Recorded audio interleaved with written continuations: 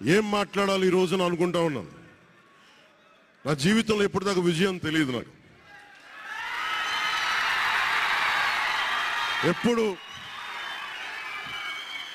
ఎప్పుడు ఒకే ఒకసారి సినిమాల్లో ఉన్నప్పుడు తొలి ప్రేమ అనే విజయం చూశాను.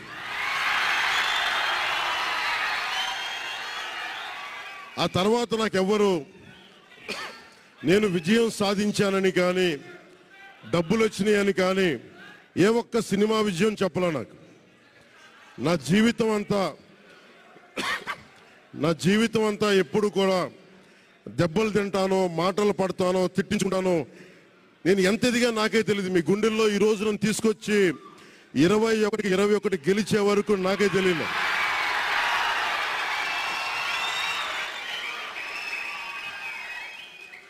భారతదేశంలో 100కి 100% కొట్టామంటే జనసేన.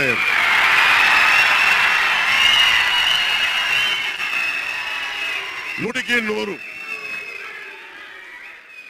ఇది ఎందుకు ఈ విజయం జనసేన లేదంటే జన సైనికులు, వీర మహిళలో జనసేన నాయకులది కాదు, కేవలం వారిదే కాదు, 5 కోట్ల మంది ప్రజల ఆకాంక్షదే. మార్పు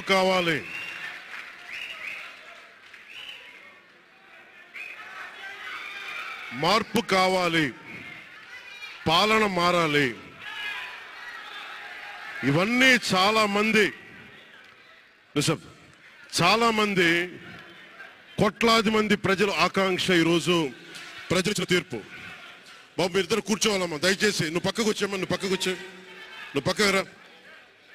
నువ్వు కొంచెం ముందుకన్నారా, మీరు కొంచెం ముందుకు రండి అమ్మా, మీ ఒక అడుగులు ముందుకు రండి. మీరు కొంచెం ఇబ్బంది పడతాను, దయచేసి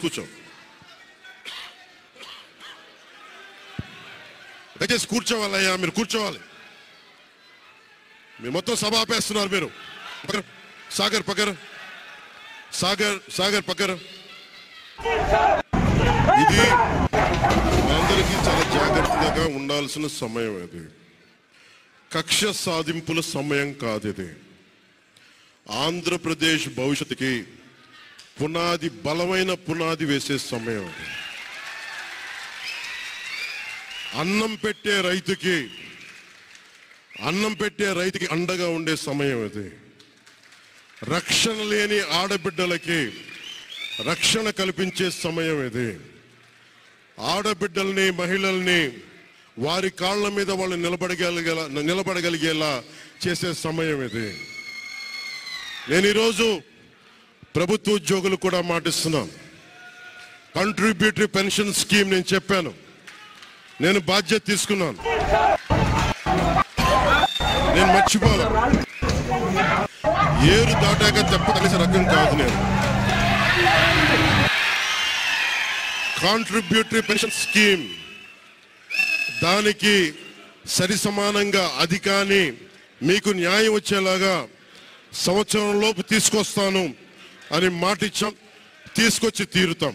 ఆ మాట మీకు ఇస్తున్నాం. మెగా డిఎస్సి నోటిఫికేషన్ విడుదల చేయించే బాధ్యత మనం తీసుకుందాం. యువత విలవిల్లాడిపోతా ఉన్నారు, యువత నలిగిపోతా ఉన్నారు.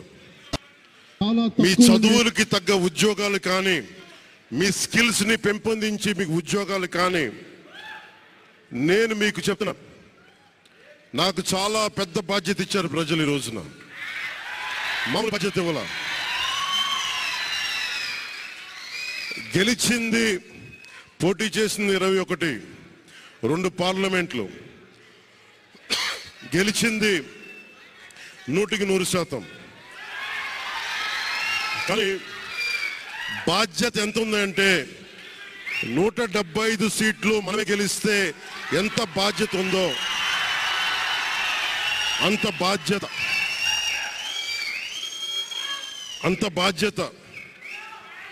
బాధ్యతతో మేము పనిచేస్తాం. యువత నలిగిపోయి నేను మర్చిపోలేదు. ఆడబిడ్డలు ఇబ్బంది పడిపోయారు, మేము మర్చిపోలా. సగటు మధ్యతరగతి మనుషులు నలిగిపోయారు. రోడ్లు వెయ్యలా గుంతలు వేశారు, అరాచకం చేశారు. అవన్నీ శాంతి భద్రతలు చాలా చాలా బలంగా ఉంటాయి, మీకు నేను మాటిస్తున్నాను. అతి తక్కువ వ్యవస్థల్లో రాజకీయ ప్రమేయం చాలా తక్కువ ఉండేలాగా, అధికారులని వారి పని చేసుకునేలాగా ఈ ప్రభుత్వం ఉంటుంది, కూటమి ప్రభుత్వం ఉంటుంది. రైతుకి కష్టం వస్తే హక్కును చేర్చుకునే ప్రభుత్వం తప్ప తిరస్కారంగా చిన్నచూపు చేసే ప్రభుత్వం అవ్వదు మనకి ఈ కూటమి ప్రభుత్వం.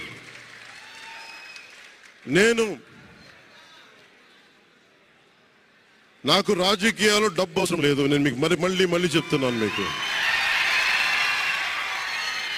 నేను డబ్బుల కోసం పేరు కోసం రాజకీయాల్లోకి రాలేదు. మీలాగా నలిగిపోతారు చూస్తారా ప్రతి ఒక్కళ్ళు.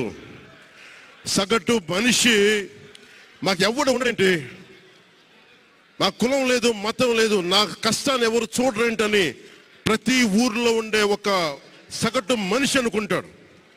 ఆ మనిషి కష్టాలు నేను చూసిన వాడిని. ఆ మనిషికి భుజం కాయడానికి నేను వచ్చాను రాజకీయాల్లో.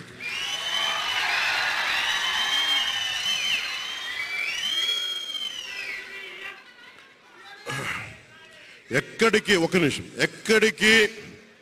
ఓడిపోయాను 2019లో ఓడిపోతే నా మానసిక స్థితి ఎలా ఉందో ఆ రోజున, ఈరోజు గెలిచినప్పుడు కూడా నా మానసిక స్థితి అలాగే ఉంది. అంతే ధైర్యంతో ఉన్నా. గెలుపు నాకు బాధ్యత ఇచ్చింది కానీ అహంకారం ఇవ్వలేదు, రాదు. ఇంకా భయం వేసింది. అందరూ నాకు శుభాకాంక్షలు తెలియజేస్తా ఉంటే నాకు భయం వేసింది. ఎందుకంటే ఇల్లు అలకగానే పండగ కాదు ఇది.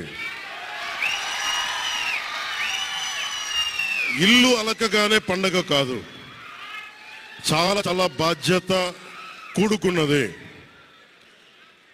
భీమవరం, గాజువాక 2 చోట్ల ఓడిపోయినప్పుడు ఈ రోజున ఇంతమంది ఉన్నారు. ఆ రోజున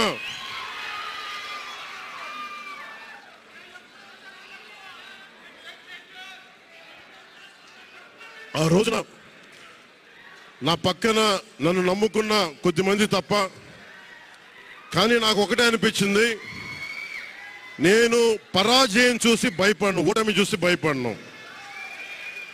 ఓటమి నాకు బలం ఇస్తుంది, ఓటమి నాకు ఉత్సాహం ఇస్తుంది అనుకున్నాను.